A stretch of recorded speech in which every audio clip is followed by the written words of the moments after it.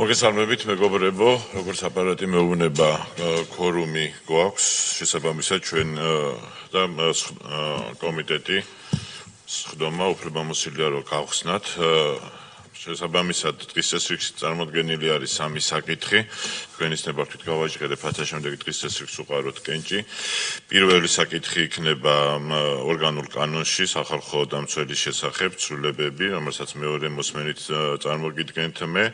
მეორე საკითხი იქნება საქართველოს კომუნიკაციების ეროვნული კომისიასთან დამოუკიდებლად არსებული მოხმარებელთა ინტერესების საზოგადოებრივი დამცველი სამსახურის საქმიანობის ანგარიში, რომელიც ეხება 2024 წელს და მოხსენებელი იქნება ქალბატონი გვანცა ჩხეიძე და მესამე საკითხი ეს გვაქვს საქართველოს ენერგეტიკისა და წყალმომარაგების მარეგულირებელ ეროვნულ კომისიასთან დამოუკიდებლად არსებული მოხმარებელთა ინტერესების საზოგადოებრივი დამცველის 2024 წლის ანგარიში, მოხსენებელი იქნება ქალბატონი ნინო გულეიშვილი. გთხოვთ ამ თანმიმდევრობით რომ უყაროთ დღის წესრიგს კენჭი. პირველ საკითხს თავად წარმოგიდგენთ, როგორც აღვნიშნე, აქ გვაქვს ერთი ცვლილება, რომელსაც გავაჟღერებ თქვენი ნებართვით, ვინაიდან აისახოს შემდეგ ოქში, ეს არის მუხლი 26 პრიმას ემატება მესამე პუნქტი. საქართველოს სახალხო დამცველი და აპარატის თანამშრომელი ექვემდებარება სიცოცხლისა და ჯანმრთელობის სავალდებულო სახელმწიფო დაზღვევას, სიცოცხლისა და ჯანმრთელობის დაზღვევასთან დაკავშირებულ საკითხებს განსაზღვრავს საქართველოს სახალხო დამცველი. აქვე მეორე მუხლი არის, რომელიც ამოქმედების ვადებს ეხება, ეს მუხლი უცვლელად რჩება.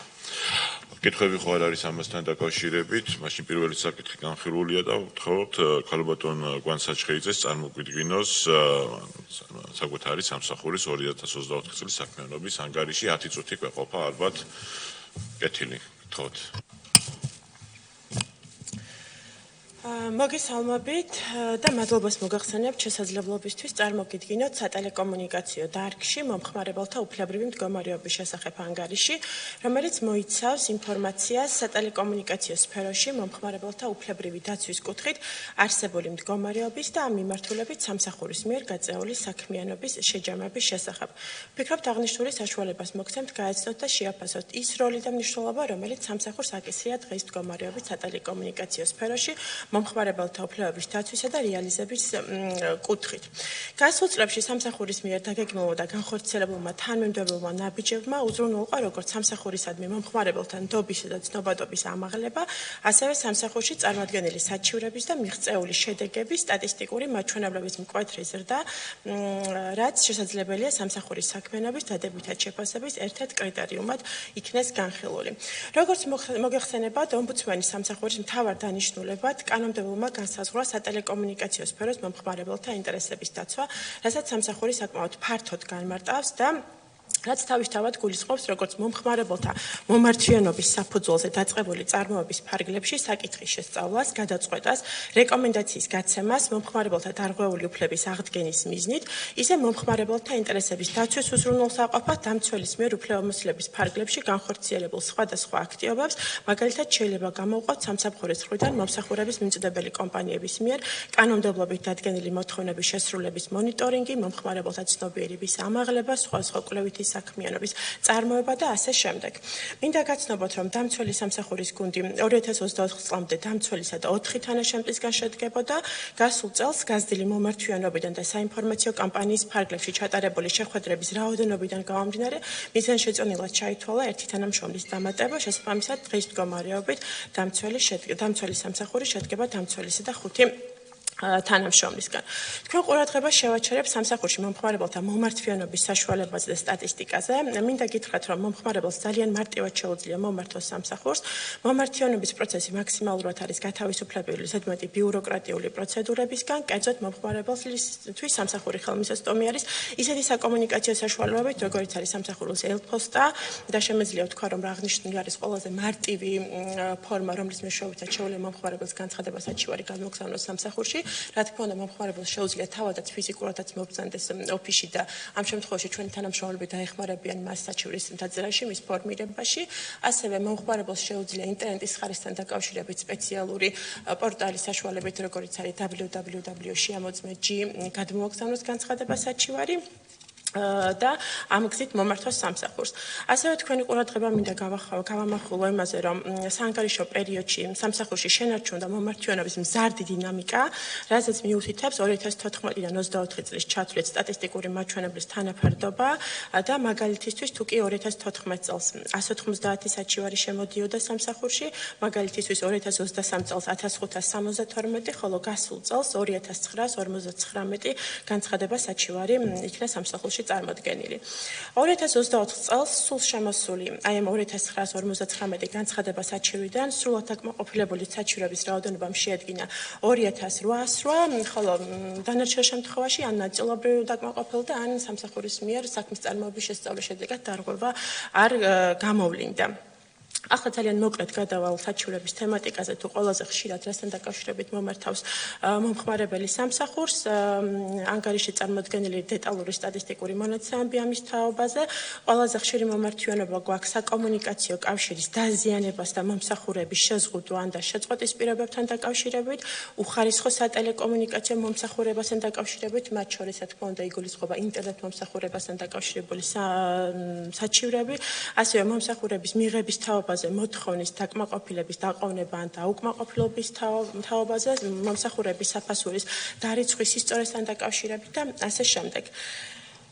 რაც შეეხება სხვა აქტივობებს, რომელიც საანგარიშო პერიოდში ჩვენ განვახორციელებთ, მე როგორც უკვე აღნიშნე, ჩვენ არ შემოვიფარგლებით სამსახურის საქმიანობა არ შემოვიფარგლება მხოლოდ სამსახურში შემოსული განცხადება საჩივარზე დაწყებული წარმოების ფარგლებში, არამედ ამას უფრო ფართოდ და მრავალგზის განმარტავთ და ამ კუთხით მინდა აღვნიშნო, რომ საანგარიშო პერიოდში სამსახურის მიერ დაიგეგმა და წარმატებით განხორციელდა ისეთი აქტივობები, როგორიც არის კამპანია იცნობდა შენს უფლებებს კომუნიკაციების სფეროში, ინფორმაციის პროაქტიულად გამოქვეყნება, სამონიტორინგო კვლევითი და სარეკომენდაციო მიმართულება და საინფორმაციო შეხვედრების ფარგლებში იდენტიფიცირებული სხვადასხვა საკითხები და ამ საკითხებთან დაკავშირებით მიმდინარე საქმიანობა.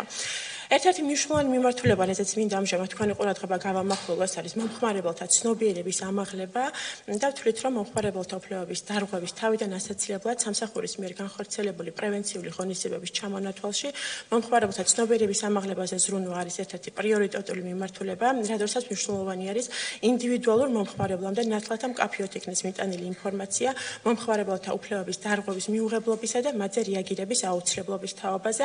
ამ მიმართულებით სამსახური ხელმძღვანელობს შემდეგი პრინციპით: ხარისხიანი მომსახურების წინაპირობა ინფორმირებული მომხმარებელია.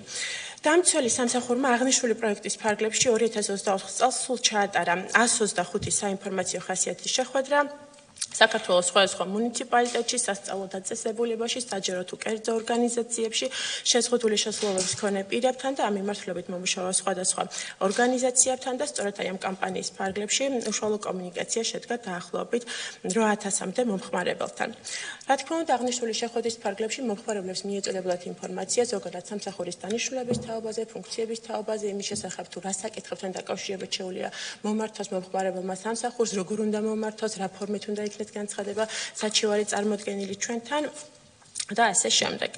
სამსახურის საქმიანობის შესახებ ინფორმაციის გამჭვირვალობის და ასევე ხელმისაწვდომობით ერთ-ერთ საშუალებას მოგეხსენებათ, რომ წარმოადგენს სამსახურის ვებგვერდი, მომხმარებელი.com.g და სოციალური ქსელში არსებული სამსახურის ოფიციალური გვერდი და მომხმარებელთა ცნობიერების ამაღლების ხელშეწყობის მიზნით სამსახური მუდმივ რეჟიმში უზრუნველყოფს აღნიშნულ ვებგვერდებზე განახლებული ინფორმაციის განთავსებას, როგორც არის ყოველთვიური ანგარიშები, დაიჯესტები, სხვადასხვა სტატისტიკები, სხვადასხვა შემეცნებითი სტატიები მომხმარებელთა უფლებების თაობაზე დარგში მიმდინარე აქტუალურ თემებთან დაკავშირებით, ცნობიერების ამაღლების ხელშეწყობის უზრუნველსაყოფად საანგარიშო პერიოდში სამსახურის დაკვეთით დამზადდა და ასევე როგორც ვებგვერდზე და სოციალურ ქსელში განთავსდა საინფორმაციო ვიდეო რგოლი, რომელიც მომხმარებელს აძლევს შესაძლებლობას, რომ ინფორმაცია მიიღოს მარტივი და გასაგები ფორმით და აღსანიშნავია, რომ ეს ვიდეო რგოლი ასევე ადაპტირებული არის შშმ პირებისთვის.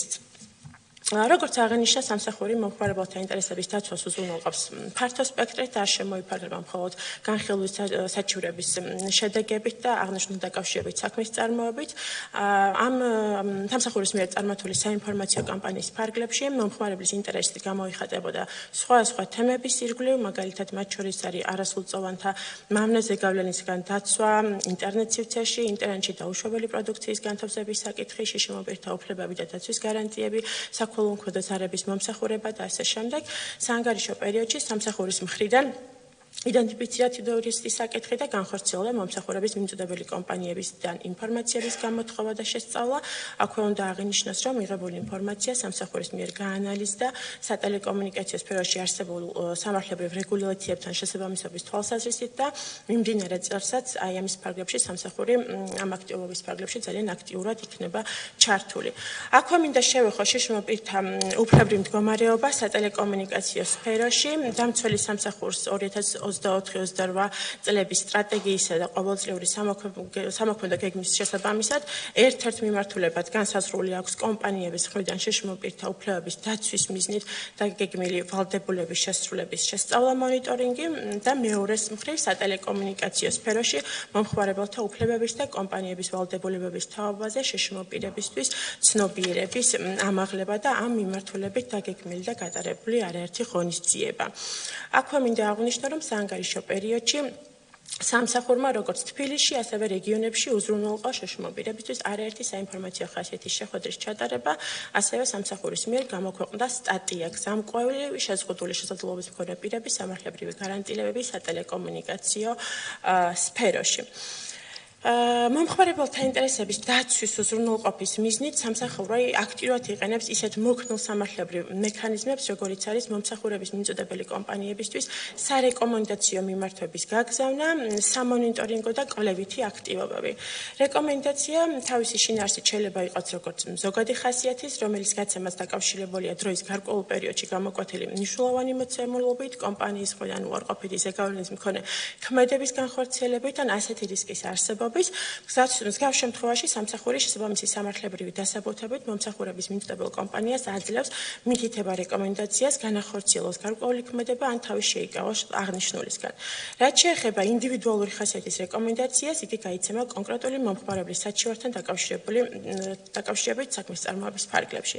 კერძოდ სამსახურმა ამ მიმართულებით გასცა ზოგადი ხასიათის 12 ინდივიდუალური ხასიათის 326, ხოლო მონიტორინგის ფარგლებში 128 სარეკომენდაციო მიმართვა. ცალკე უნდა გამოიყოს სამსახურის ისეთი კვლევითი მიმართულება, რომელიც საანგარიშო პერიოდში იქნა განხორციელებული და ემსახურებოდა თვითგანვითარებას და მომსახურების სტანდარტის გაუმჯობესებას.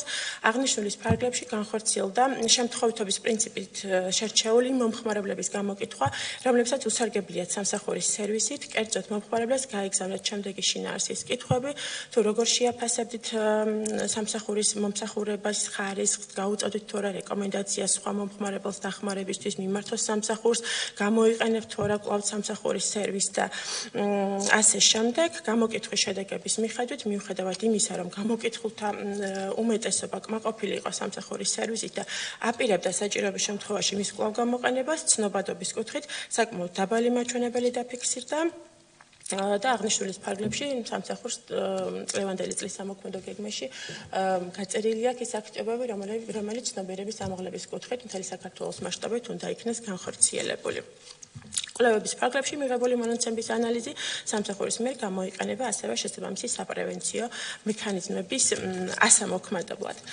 სამსახურისთვის მნიშვნელოვანი არის ასევე პარტნიორობა და თანამშრომლობა უწყებათა შორის დონეზე და აღნიშნული მიმართულებით სხვადასხვა აქტივობებში მონაწილეობა. გასული წლების მსგავსად სამსახური საანგარიშო პერიოდში აქტიურად იყო ჩართული მომხმარებელთა ინტერესების დაცვის მიმართულებით გამართულ ღონისძიებებში, სადაც წარმოადგენდა ინფორმაციას სფეროში დადგენილი დაცვის მექანიზმებისა და აღსრულების კუთხით არსებული მდგომარეობის შესახებ.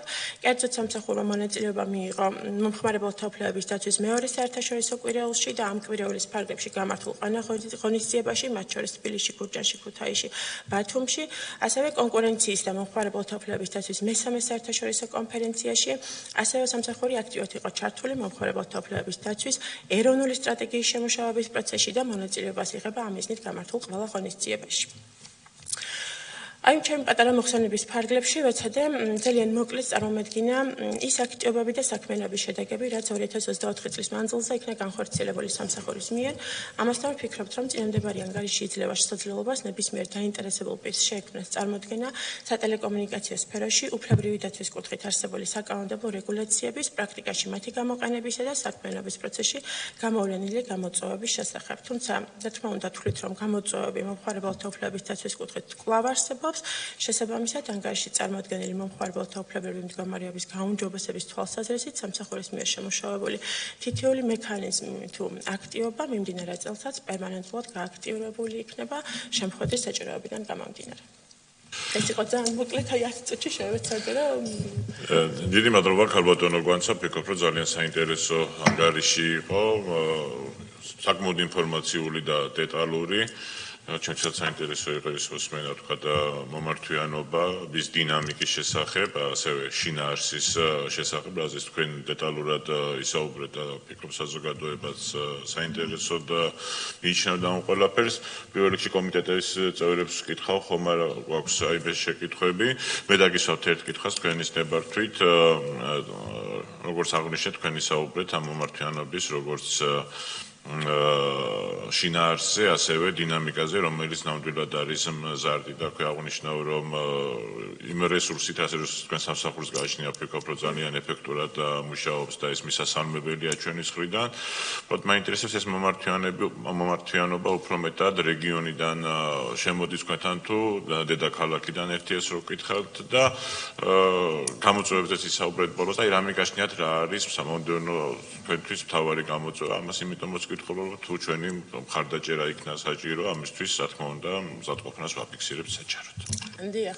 მე როგორც უკვე აღნიშნე, დინამიკა ნამდვილად ეფექტური აქვს ჩვენ სამსახურს მომხმარებელთა საჩივრების მომართვიანობასთან დაკავშირებით და შემიძლია ვთქვა, რომ ეს არის ერთ-ერთი საამაყო ჩვენთვის ყველა შეხვედრის ფარგლებში ვაპელირებთ აღნიშნულ თემაზე და ეს შედეგი მივახციეთ ჩვენ იმ მოქმედებების თანმიმდევრული განხორციელებით, როგორც არის ცნობიერების ამაღლება მთელი ქვეყნის მასშტაბით, როგორც თბილისში, ასევე რეგიონებში. რაც შეეხება თუ რომელი რეგიონიდან შემოდის უფრო მეტი განცხადება საჩივრები, შემიძლია ვთქვა, რომ ეს არის თბილისი და ამას უკავშირებს სწორედ იმ მასშტაბურ კამპანიას, რომელსაც ჩვენ ვაწარმოებთ, რა თქმა უნდა, მთელი საქართველოს მასშტაბით, მაგრამ აქტიურად უფრო ვართ თბილისის მიმართულებით, სწორედ ამიტომაც წლევანდელი სამოქმედო გეგმით ჩვენ გათვალისწინებული გვაქვს, რომ მთელი საქართველოს მასშტაბით სხვა რეგიონებში, სხვა მუნიციპალიტეტებში ჩავატაროთ აღნიშნული შეხვედრები, რომ რეგიონებში მცხოვრებ მოსახლეობასაც მივცეთ საშუალება, რომ ცნობადობა ამ მიმართულებით ამაღლებული იყოს და საჭიროების შემთხვევაში მომართონ დახმარებისთვის ჩვენ სამსახურს. დიდი მადლობა დასკვნისთვის. მე ვუყურებთ ვიტყოდი იმას, რომ როდესაც ადვოკატირების თვალსაზრისით იზრდება მომართვიანობა, ეს ნიშნავს ცხადია არა იმას, რომ ეს თქვა ადვოკატირების საჭიროება არ იყო, არამედ ნიშნავს სწორედ იმას, რომ მოქალაქეები უფრო მეტად სწავლობენ ადვოკატირების მექანიზმებს და ინსტრუმენტებს და იყენებენ მას, რაც რისი გაფართოებაც, რა თქმა უნდა, ჩვენი საერთო ვალდებულებაც და ამოცანაც არის. ამიტომ ამ ხრივ ვფიქრობ, საინტერესო არის ძალიან და მადლობა მინდა გითხრათ წარმოდგენილი ანგარიშისთვის, გაწეული შრომისთვის, როგორც ხედავ, მეტი კითხვები არ არის, ასე რომ საკითხი განხილულია. ჩვენ შეგვიძლია გადავიდეთ თვის ეს რიგით განკუთვნილ მესამე საკითხზე, რაც არის საქართველოს ენერგეტიკისა და წყალმომარაგების მანრეგულირებელ ეროვნულ კომისიასთან დამოუკიდებლად არსებული მომხმარებელთა ინტერესების საზოგადოებრივი დამცველის 2024 წლის საქმიანობის ანგარიში და ქალბატონ ნინო გულუიშვილს თხოვოთ აღნიშნული ანგარიშის წარმოდგენა 10 წუთიანი რეგლამენტით. კი, ვეცდები რომ ჩავეტიო, მოგესალმებით ბატონო კომიტეტის თავმჯდომარე, ბატონო პარლამენტის წევრებო, ქალბატონებო და ბატონებო, მე ვარ მოვალეობის შემსრულებელი. ამ ეტაპზე 2024 წლის ივნისიდან ვასრულებ ენერგოომბუდსმენის მოვალეობას და ვეცდები რომ და შესაბამისად მე მაქვს პატივი რომ წარმოგიდგინოთ ჩვენი 2024 წლის საქმიანობის ანგარიში. მოკლედ შევეხები იმ უფლებებრივ მდგომარეობას, რომელიც ელექტროენერგიის ბუნებრივი გაზის და სასმელი წყლის მომხმარებლებს აქვთ და ვეცდები მოკლედ გადმოგცეთ მათი სამართლებრივი მდგომარეობა და პრობლემები, რომელიც ამ მიმართულებით აქვთ მომხმარებლებს. მოგეხსენებათ, რომ ელექტროენერგია, ბუნებრივი გაზი და სასმელი წყლის მომხმარება და ზოგადად მიწოდება ეს არის სასიცოცხლოდ მნიშვნელოვანი თითეული ჩვენთაგანისათვის და ჩვენ კიდევ ერთი სპეციფიკა გვაქვს ამასთან დაკავშირებით ის რომ მომსახურება მხოლოდ ერთი კომპანიიდან შეიძლება მივიღოთ, იმიტომ რომ ბაზარზე მეტი კომპანია არ აქვს. ამიტომაც სამსახურს განსაკუთრებით უწევს მუშაობის გაწევა. ჩვენთვის მთავარია რომ სწრაფი რეაგირება განვახორციელოთ და რა თქმა უნდა აქედან გამომდინარე სტრუქტურულად ბევრად უფრო გაშლილები ვართ. ეს გულისხმობს იმას რომ მთავარი ოფისი გვაქვს თბილისში, რა თქმა უნდა, თუმცა გვყავს რეგიონალური წარმომადგენლები ბათუმში, თელავში და ქუთაისში. ეს მომართვიანობიდან გამომდინარე და საჭიროებიდან გამომდინარე გახდა ასე ვთქვათ მნიშვნელოვანი. როგორც უკვე აღნიშნე, სწრაფი რეაგირება და მომართვიანობიდან გამომდინარე ჩვენი სამსახურმა ფაქტიურად 2024 წელს ჩახსნა ყველანაირი ბარიერი, რომელიც მომხმარებელს ჩვენთან წდომას ასე ვთქვათ ხელს შეუშლიდა თქო არ ვიტყვი, მაგრამ ალბათ რაღაცა დაბრკოლება შეუქმნიდა, ხო? იმიტომ რომ მთელი საქართველოს მასშტაბით ძალიან რთულია მოგეხსენებათ წდომა სხვადასხვა პრობლემების გამო. ამიტომაც ჩვენი მთავარი ასე ვთქვათ პრიორიტეტი იყო მომხმარებელს შეუძლია რა თქმა უნდა ადგილზე ვიზიტით მოვიდეს ჩვენთან დაწეროს განცხადება, რაც წლის მანძილზე საკმაოდ აქტიურად გვაქვს. ასევე ძალიან მნიშვნელოვანია სოციალური ქსელის საშუალებით, ტელეფონებითა და ელექტრონული პოსტის საშუალებით მიღებული შეტყობინებები. ჩვენ შევიმუშავეთ სპეციალური ფორმა ოქმის სახით, რომელიც გულისხმობს, რომ როდესაც მომხმარებელი გვიკავშირდება ტელეფონის საშუალებით, ვიწერთ მონაცემებს, იდენტიფიცირებას ვაკეთებთ პრობლემის, კონკრეტული ლოკაცია სად არის, ამის იდენტიფიცირებას ვაკეთებთ და საქმის წარმოებას ვიწყებთ. ამასთან დაკავშირებით წელს მარტო 154 ოქმი ასეთი გავაკეთეთ, სადაც ძირითადი რაოდენობა სწორედ რეგიონებიდან შემოდიოდა, ასევე შეზღუდული შესაძლებლობის მქონე პირები გვიკავშირდებოდნენ თავიანთი პრობლემების შესახებ და მათ შორის აღსანიშნავია, რომ მეტი ასეთი ოქმებისა სწორედ კოლექტიურ განცხადებებს შეეხებოდა, სადაც სოფლებიდან, სხვადასხვა უბნებიდან, ქალაქებიდან იყოს თქო შეტყობინება წდომებთან დაკავშირებით.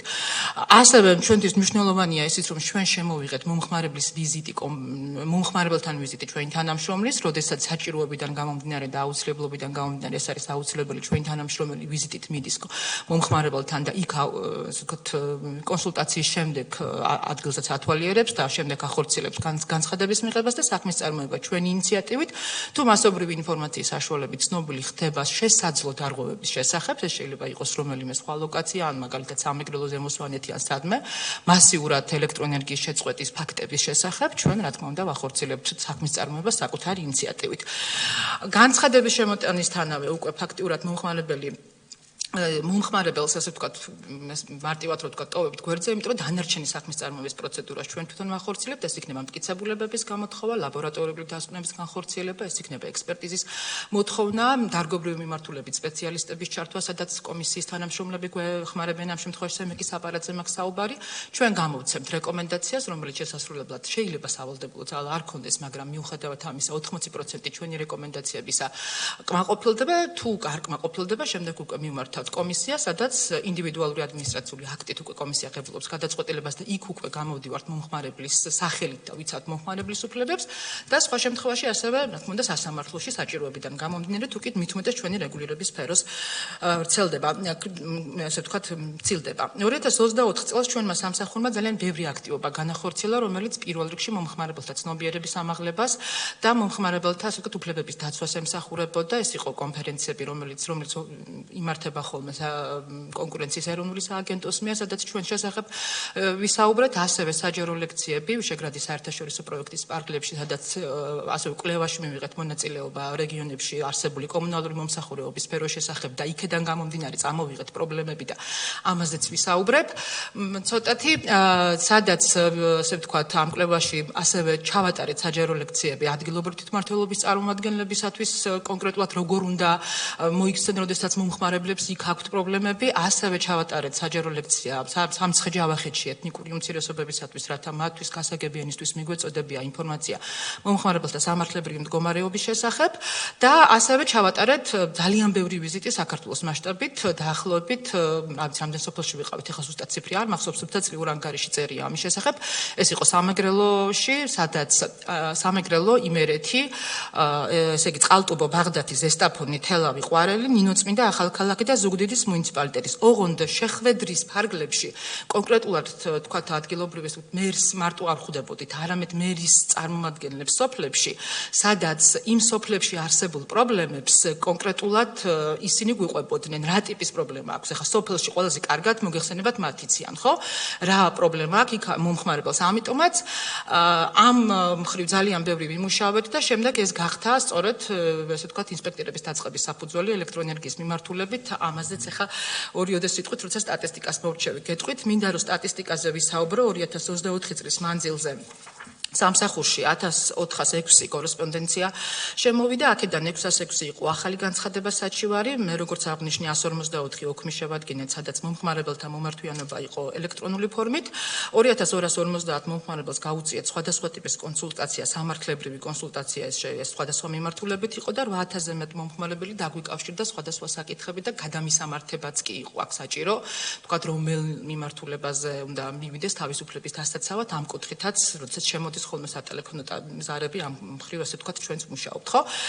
სამსახურმა გააგზავნა 618 რეკომენდაცია, რომლის მიხედვითაც მომხმარებლებს დაუკორექტირდათ 50000 ლარი, ეს იყო არასწორად დარიცხული გადასახადი და ასევე კომისიის ინდივიდუალური ადმინისტრაციული აქტებით ჩამოვწერეთ 125000 ლარი, ჯამში 175000 ლარი იყო არასწორად დარიცხული გადასახადი, რომელიც მომხმარებლებს უნდა გადაეხადათ სამივე მიმართულებით. სექტორების მიხედვით გადანაწილდა ესე, ელექტროენერგია გვაქვს 279 განცხადება, წყალმომარაგება 254 განცხადება, ბუნებრივი გაზი 83 განცხადება და შესაბამისად ახლა ორიოდე სიტყვით დარგობრივი მიმართულებითაც ვეცდები რომ მოგაწოდოთ ინფორმაცია. როგორც უკვე აღნიშნე, ელექტროენერგია ყოველთვის წლის მანძილზე და ზოგადად წინა წლების სტატისტიკასაც რო გადავხედოთ, ნახავთ რომ ლიდერობს, იმიტომ რომ ყველაზე მეტი განცხადება საჩივარი სწორედ ელექტროენერგიის მიმართულებით შემოდის. 2024 წელს გვქონდა რეკორდული მაჩვენებელი, რომელიც მომსახურების ხარისხს უკავშირდებოდა. ეხლა მომსახურების ხარისხი გულისხმობს იმას, რომ მომხმარებელს აქვს უფლება მიიღოს უწყვეტი საიმედო მომარაგება, ეს უნდა იყოს ხარისხიანი მომარაგება და გადაიხადოს ადეკვატური გადასახადი, რომელსაც მოიხმარს. ხო, როდესაც ეს პროცესები ირღვევა, უკვე რა თქმა უნდა ჩვენი აქტიურობა აქ თავარია და სწორედ აი ამ მიმართულებით გვქონდა პრობლემები, ხო? რა იწევს ახლა ელექტროენერგიის ქსელი, რომელიც ქსელი ზოგადად არის კომპანიის საკუთრება. ჩვენ გვყავს ორი მსხვილი კომპანია მიმწოდებელი თელასი და ენერგოპროჯორჯია. ქსელი უნდა იყოს გამართულ მდგომარეობაში იმისათვის, რომ მომხმარებელს კონდეს სწორედ ის მომსახურების ხარისხი, რაზეც მე წეღან ვისაუბრე და თუ ქსელი თავისი ესე ვთქვათ მდგომარეობით საკმაოდ ბევრ რამეს მოიცავს. ეს არის გადამცემი ბოძები, ქვესადგურები, თვითონ ხაზები და ასე შემდეგ. როდესაც ეს წყობში არ აქვს კომპანიას, უკვე იქ იწყება პრობლემები სწორედ მიწოდებასთან დაკავშირებით და ამ მხრივ ძალიან ბევრი ესე ვთქვათ განცხადება შემოვიდა სწორედ მომსახურების ხარისხთან დაკავშირებით. მე როგორც უკვე აღნიშნე, ჩვენ როდესაც ვიზიტით ვიმყოფებოდით რეგიონებში, აღმოვაჩინეთ საოცარი ქსელი, რომელიც ესე ვთქვათ ვერანაირ კრიტიკას ვეღარ უძლებდა, იმიტომ რომ იყო აბსოლუტურად გადახრილი ბოძები, წაქცეული ბოძები, ჩამოყრილი, ძირჩამოყრილი ხაზები, ქსელი, რომელიც გადადიოდა ჭალებზე, ტყეებზე და მომხმარებელი ამბობდა, რომ როდესაც ასე ვთქვათ ზიანდება, იქ მანქანაც კი ვერ მიდის იმისათვის, რომ მომხმარებელს ასე ვთქვათ კომპანიამ მომსახურება გაუწიოს. ამიტომაც დავიწყეთ ასე ვთქვათ დეტალურად ამ ყველაფრის შესწავლა, მივმართეთ კომისიას, კომისიამ გამოყო ტექნიკური ინსპექტორების ჯგუფი, ეს იყო სპეციალური აღჭურვილობით მქონე ადამიანები, ასე ვთქვათ თანამშრომლები, რომლებმაც იციან ასე ვთქვათ დარგობრივი მიმართულებით საქმე, დაიდო დასკვნები ამასთან დაკავშირებით და წლიურ ანგარიში დეტალურად აგვაქვს აღწერილი, რომელ სოფელში რა ესე ვთქვათ სამუშაოები ჩატარდა, რამდენი ბოძი შეიცვალა, არის მიმდინარე პროცესები, რომელიც ახლა თვეების მანძილზე გრძელდება ხოლმე და შეიძლება დაიწყოს რომელიმე თვეში და მთელი კვარტალი ან რამდენიმე კვარტალი გაგრძელდეს, თუმცა ჩვენ ამას ეტაპობრივად მივყვებით და ყველა ესეთი შემთხვევა, როდესაც კომპანია გვეუბნება რომ რაღაც სამუშაოები დროულად უნდა დაასრულოს, ანგარიშს ვითხოვთ, რა გააკეთეს, როგორ გააკეთეს, სურათებით, მტკიცებულებებით, თავისი აღწერილობებით, რომ იქ რაღაცა არ გაიპაროს, იმიტომ რომ და მე მომხმარებელთანაც ვამოწმებ, სხვათა შორის გაუმჯობესდა თუ არა მომარაგება, იმიტომ რომ თუ არ გაუმჯობესდა, ვაბრუნებთ განცხადებას უკან. ელექტროენერგიის ერთ-ერთი მთავარი თემა ზიანის მიყენება არის. ეს ორი მიმართულებით შეიძლება გამოვყო, ამაზე უნდა ვთქვა აუცილებლად, იმიტომ რომ ზიანი, როდესაც მომსახურება არის უხარისხო, ადგება როგორც ჩვეულებრივ საყოფაცხოვრებო ცხოვრება მომხმარებელს, ასევე ბიზნეს სექტორის წარმომადგენლებს. ჩვენ რამოდენიმე ასეთი შემთხვევა აღწერეთ ჩვენს წლიურ ანგარიშში, სადაც ვისაუბრეთ, როდესაც ერთ-ერთ კომპანიას, იმიტომ რომ რამოდენიმე თვის მანძილზე 38 შეწყვეტა იყო, თუ არ ვცდები, წვენების კომპანია იყო. 100,000 ევრო თუ ლარი აღარ მახსოვს ზუსტად, მაგრამ აიმხელა ზიანზე გავიდა ეს კომპანია. ესე იგი, რამოდენიმე მიმოწერა გავაკეთეთ კომპანიასთან, იმიტომ რომ გამორთვას და შეწყვეტას თავის წესი აქვს და როდესაც ეს წესები ირღვევა, ვცდილობთ ყოველთვის რომ აი აქ გამოვიჭიროთ ხოლმე, რომ რაღაცნაირად მე ამ მიმართულებით ვიმუშაოთ. ამიტომაც კომპანია რამოდენიმე ესე ვთქვათ ცდელობის შემდეგ წამოვიდა იმაზე, რომ თუ ეს ჯერ ეს ერთი გავაკეთებიერ თავიდან ბოლომდე ქსელი, რაც იყო გასაკეთებელი ის პრობლემები, რაც გქონდა, იქ რამოდენიმე ბოძი გამოიცვალა, ქსელი გამართეს, თავიდან ბოლომდე ქვესადგურიც გამოიცვალა და ის 100,000 ლარიანი თუ ევროიანი არ მახსოვს ზუსტად თანხა, თქვა რომ რაღაც დათმობაზე წავალ და ნაწილს ავანაზღაურებ. თუმცა ჯერჯერობით მიმდინარე პროცესებია, ბატონო. რა თქმა უნდა, იმიტომ რომ ზიანის ანაზღაურების თემა ჩვენი რეგულირებიდან გადის და ყოველთვის სასამართლოს ესე ვთქვათ პრეროგატივა გახლავთ, იმიტომ რომ ეს არის დელიქტური ვალდებულება და როდესაც ზიანი მიადგება პირს, მერე უკვე ისმება საკითხი რა რაოდენობის ზიანი არის, ხო? ერთია, ამიტომ ჩვენ ამ კუთხით ვმუშაობთ ესე, როდესაც წყვეტა არის, ვცდილობთ რომ აღმოვაჩინოთ წყვეტებში დარღვევა, იმიტომ რომ წყვეტასაც თავის წესი აქვს, როგორ უნდა მოხდეს წყვეტა, როგორ უნდა მოხდეს მომხმარებლის ინფორმაციის მიწოდება, რამდენჯერ შეიძლება რომ თქვათ ავარია იყოს, იქ ავარიას გარედაში გაფაქტორები აქვს კიდე და აი ამ დარღვევებით რომ ამოვწიოთ თემა, მერე უკვე კომპანია ნახულობს, რომ საკმაოდ ბევრი დარღვევა აქვს და ცალკეულ შემთხვევებში ხშირად არა, რა თქმა უნდა, იმიტომ რომ ეს ალბათ მათთვის რთული პრაქტიკა იქნება ესე პირდაპირ ზიანის ანაზღაურებას, თუმცა ცალკეული შემთხვევები, როდესაც საყოფაცხოვრებო მომხმარებელს და გადაუხადეს ზიანი მაღალი ან დაბალი ძაბვის გამო მიყენებული შემთხვევები ესეთი გქონდა, როდესაც შეუძინეს თქვა საყოფაცხოვრებო ტექნიკა, ან შეუკეთეს საყოფაცხოვრებო ტექნიკა, იმიტომ რომ იქ პირდაპირ ჩანს, რომ კონკრეტულ დღეს მაღალი ძაბვა დაფიქსირდა და ასეთ შემთხვევაში მომხმარებელს მიადგა ზიანი. ასეთი ცალკეული შემთხვევებიც გვაქვს და წლიურ ანგარიში რამოდენიმე შემთხვევა ესეთი მოყვანილი გვაქვს. ელექტროენერგიის ესე ვთქვათ ზედმეტად არიცხული გადასახადები ცალკე თემა, თუმცა ამ კუთხით უნდა ვთქვა, რომ ბოლო პერიოდში აღარ შემოდის იმდენი განცხადება, სადაც აღრიცხვიანობის მოშლას, აღრიცხვიანობის ესე ვთქვათ და ზედმეტად არიცხულ გადასახადებს უკავშირდება, იმიტომ რომ ეს დაკავშირებული იყო ერთი პერიოდი კომპანიების მხრიდან მეორადი მრიცხველების დაყენებით და ეს მერე იჭედებოდა ზედმეტ გადასახადებს ან დაკვირვების პერიოდს იყედებდა კომპანია და ეს პრობლემები ამ ეტაპზე ნამდვილად უკვე შემიძლია ვთქვა, რომ არის, მაგრამ იმ რაოდენობით აღარ არის, რომ ეს იყოს, რა თქმა უნდა, საგანგაშო. ვეცადე რომ ელექტროენერგია ცოტა ესე სწრაფად მეთქვა, ეხა გადავალ წყალმომარაგების სისტემაზე, ორივე სიტყვით ამასაც შევეხებით, აქაც ყველაზე მთავარი პრობლემა გახლავთ წყალმომარაგების ხშირი წყვეტა და დედაქალაქის მოსახლეობის მომხმარებლები ალბათ საკმაოდ ხშირ პრეტენზიას გამოთქვამენ ამასთან დაკავშირებით, ხშირი წყვეტები მოგეხსენებათ, ეხა წყალს თავისი მიმართულება აქვს. წყალი არის სასმელი წყალი, რომელიც წყალმომარაგების სისტემა არის და არის წყალარინება, ეს ასე ვთქვათ კიდე ცალკე. ამიტომაც ორივეს გამართულად მუშაობის ვალდებულება აქვს მოცემულ შემთხვევაში კომპანიას. ამ კუთხით საკმაოდ ბევრი განცხადება მივიღეთ. ჯორჯ ემუთერენ ფაუერი არის უპირობო ლიდერი, სადაც ყველაზე მეტი ასე რომ ვთქვათ პრობლემა აქვს მომხმარებელს, ხშირი წყვეტა და რაც ყველაზე მეტად ჩვენ წელს აღმოვაჩინეთ, ეს იყო დაგვიანებული რეაგირება კომპანიების მხრიდან.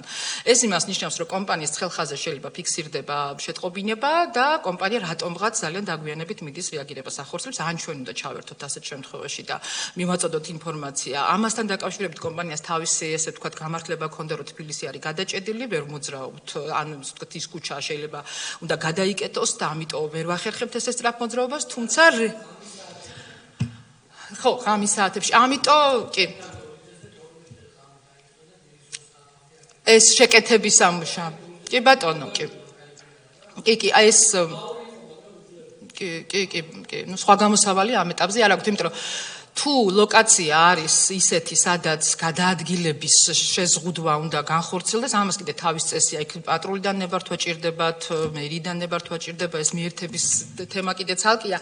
თუმცა, ყოველ შემთხვევაში ამ კუთხით არის ძალიან ბევრი დარღვევები, ასევე გაერთიანებული წყალმომარაგების კომპანიასაც აქვს თავისი პრობლემები მიწოდებასთან დაკავშირებით რეგიონებში, თუმცა იქ დარიცხული დავალიანებებით ჭარბობს, იმიტომ რომ ეხლა როდესაც გააკეთეს ქსელი, მაგალითად თელავში გქონდა ესეთი შემთხვევა, ისე საოცრად მოაწყვეს მრიცხველები და ქსელი, რომ ძველი ქსელში ჩადიოდა რაღაცნაირად მრიცხველის გავლით ძველ ქსელში გადადიოდა წყალი და მომხმარებელს ორმაგი გადასახადები ერიცხებოდა და ასეთი განაცხადები წლის მანძილზე საკმაოდ ბევრი გქონდა. ნუ გამრიცხველიანების პროცესებს ესეთი ტიპის პრობლემები ძირითადად ახლავს, იმიტომ რომ ხშირად არასწორად ან რაღაცა ისე ხდება ხოლმე ქსელის გადაჯვარედინება, რომ ზედმეტი გადასახადები მომხმარებელს ერიცხება, თუმცა ინდივიდუალურად სწავლობთ ამ საკითხებს და შემდეგ რა თქმა თქმა უნდა ხორციელდება ამათი დაკორექტირება და ყველა ეს შემთხვევა დაკორექტირდა.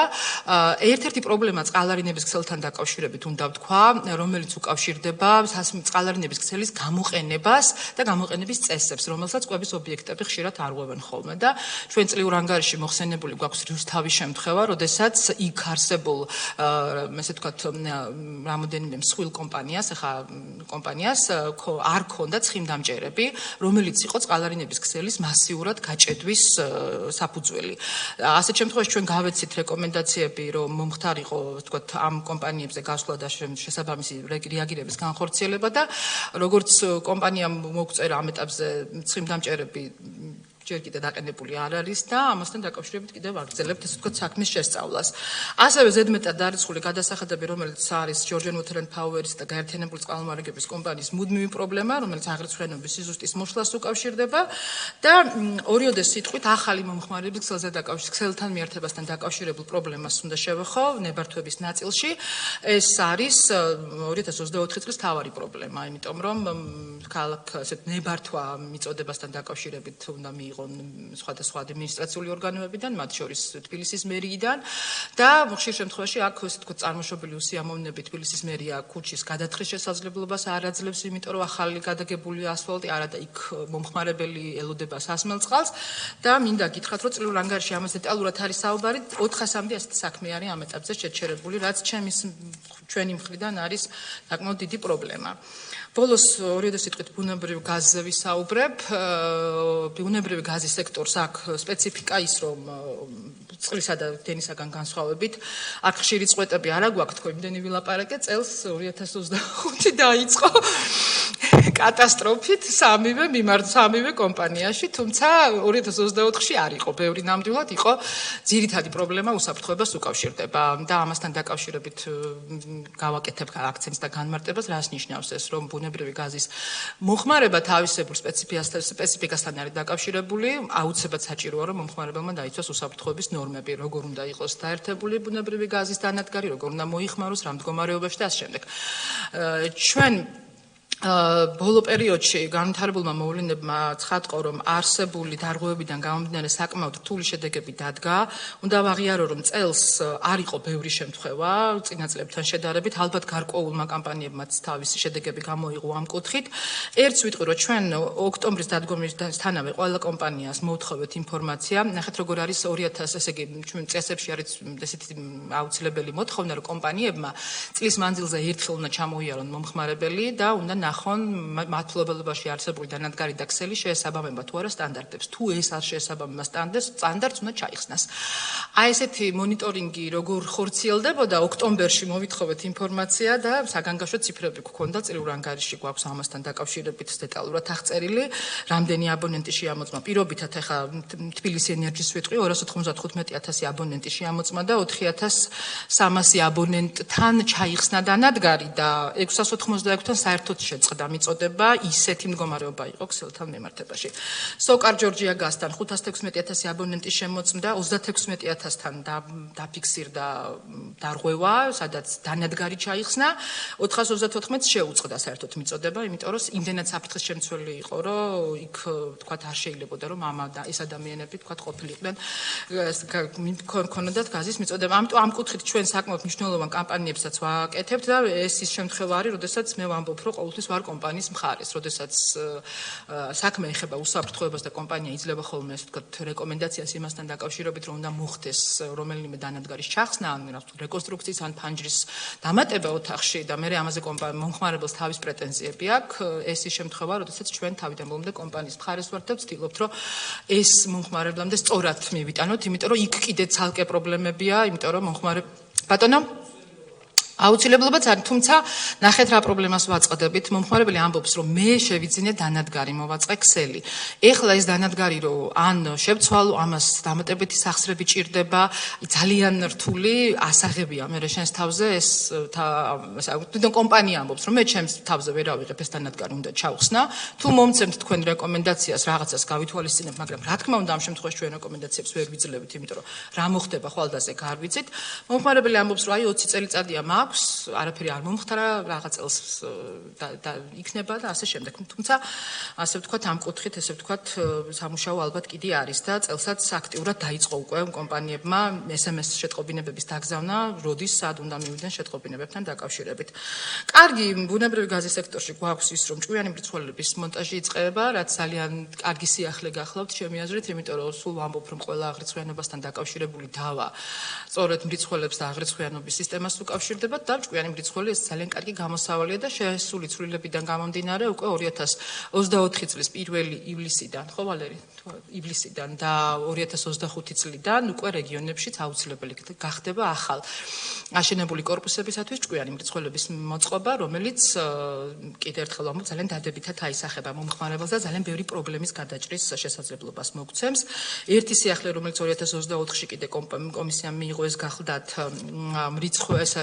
ერთიანი ცენტრალური გათბობის სისტემის მოწყობა.